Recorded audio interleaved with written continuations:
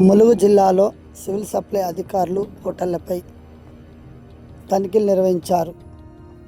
ప్రభుత్వానికి వ్యతిరేకంగా హోటల్లో నిర్వహిస్తున్న గ్యాస్ సిలిండర్లను తనిఖీలు చేశారు. ఎవరు కూడా కమర్షియల్ మొద్దుల్ సిలిండర్లు తప్ప డెమోక్రసీ సిలిండర్లు వాడకూడదని వారికి అవేర్నెస్ తెలిపారు.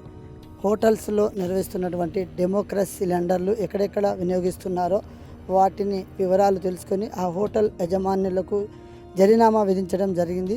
అదేవిధంగా సుమారుగా 8 నుంచి 10 మందికి కేసులు కూడా నిర్ధారణ చేయడం జరిగిందని చెప్పి ఇక్కడ ఉన్నటువంటి సివిల్ సప్లై అధికారులు అయితే తెలియపరిచారు. ఏదేమైనప్పటికీ ఒక్కసారిగా సిలిండర్ గ్యాస్ కొరతతో భాగంగా ములుగు జిల్లాలో సివిల్ సప్లై అధికారులు హోటళ్లను తనిఖీలు చేసి డెమోక్రసీ సిలిండర్లను ఎవరు వాడకూడదు, హోటల్ నిర్వహించిన యజమానులకు కమర్షియల్ సిలిండర్లు తీసుకోవాలని చెప్పి వారికి అవేర్నెస్ కార్యక్రమాన్ని తెలియపరిచారు.